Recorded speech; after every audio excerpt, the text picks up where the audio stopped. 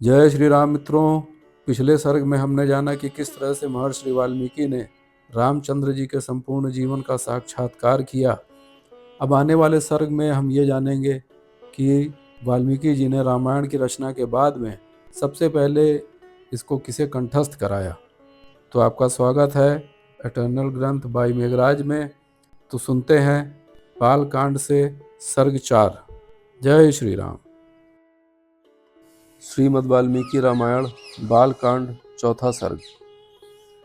महर्षि वाल्मीकि का 24,000 श्लोकों से युक्त रामायण काव्य का निर्माण करके उसे लव कुश को पढ़ाना, मुनि मंडली में रामायण गान करके लव और कुश का प्रशंसित होना तथा अयोध्या में श्री राम द्वारा सम्मानित हो उन दोनों का राम दरबार में रामायण गान सुनाना। श्री रामचंद्र जी ने जब वन से लौटकर राज्य का शासन अपने हाथ में ले लिया, उसके बाद भगवान वाल्मीकि मुनि ने उनके संपूर्ण चरित्र के आधार पर विचित्र पद और अर्थ से युक्त रामायण काव्य का निर्माण किया। इसमें महर्षि ने 24,000 श्लोक, 500 सर्ग तथा उत्तर सहित 7 कांडों का प्रतिपादन किया है।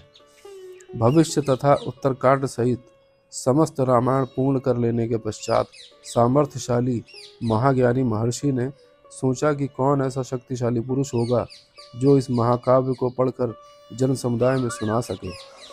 शुद्ध अंतःकरण वाले उन महर्षि के इस प्रकार विचार करते ही मुनि वेश में रहने वाले राजकुमार कुश और लव ने आकर उनके चरणों में प्रणाम किया। राजकुमार कुश और लव दोनों भाई धर्म के ज्ञाता और यशस्वी थे। उनका स्वर बड़ा ही मधुर था और वे मुनि के आश्रम में ही रहते थे।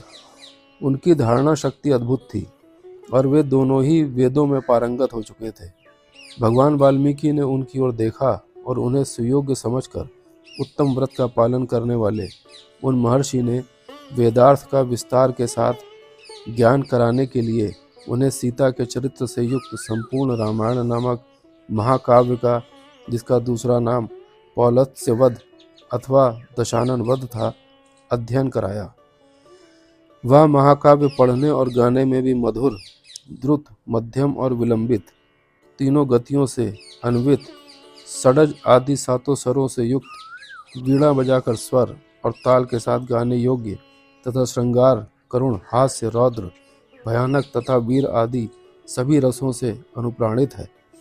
दोनों भाई कुश और लव उस महाकाव्य को पढ़कर उसका गान करने लगे। वे दोनों भाई गांधर्व विद्या के तत्वज्ञ स्थान तथा मूर्छना के जानकार, मधुर स्वर से संपन्न तथा गंधर्वों के समान मनोहर रूप वाले थे। सुंदर रूप और शुभ लक्षण उनकी सहज संपत्ति थे। वे दोनों भाई बड़े मधुर स्वर से वार्तालाप करते थे।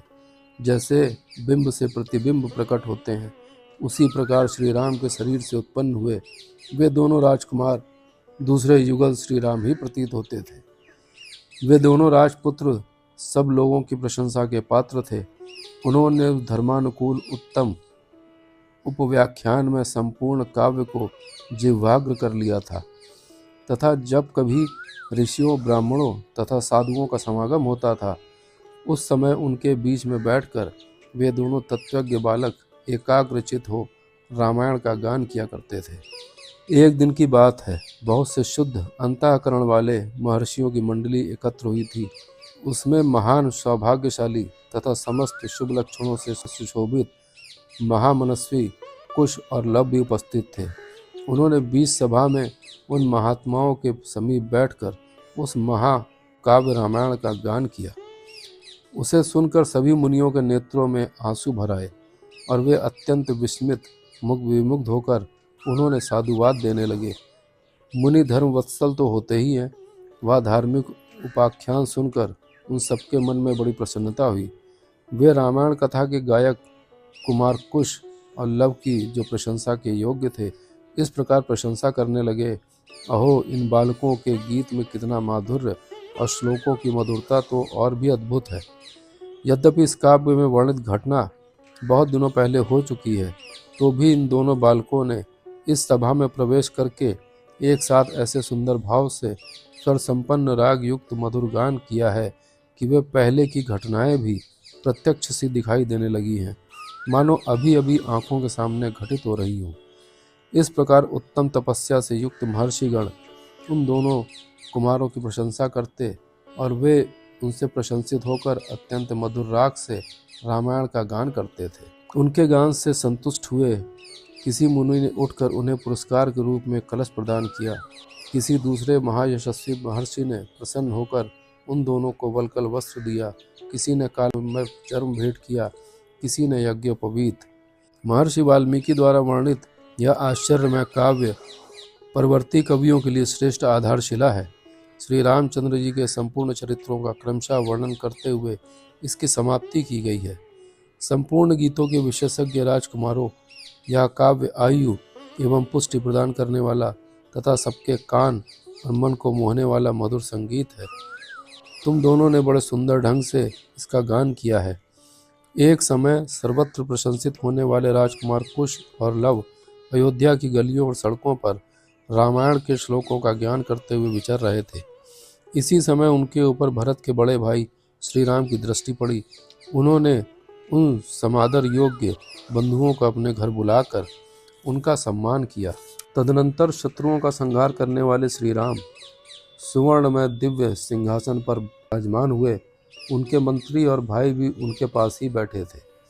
उन सबके साथ सुंदर रूप वाले उन दोनों विनयशील भाइयों की ओर देखकर श्री रामचंद्र जी ने भरत, लक्ष्मण और शत्रुघ्न से कहा, ये देवता के समान तेजस्वी दोनों कुमार विचित्र अर्थ और पदों से युक्त मधुर काव्य बड़े सुंदर ढंग से गाकर सुनाते हैं। तुम सब लोग इसे सुनो। यूँ कहकर उन्होंने उन दोनों भाइयों को गाने की आज्ञा दी। आज्ञा पाकर वे दोनों भाई वीणा के लय के साथ अपने मन के अनुकूल तार एवं मधुर स्वर में राग लापते हुए रामायण काव्य का गान करने लगे। उनका उच्चारण इतना स्पष्ट था कि सुनते ही अर्थ का बोध हो जाता था।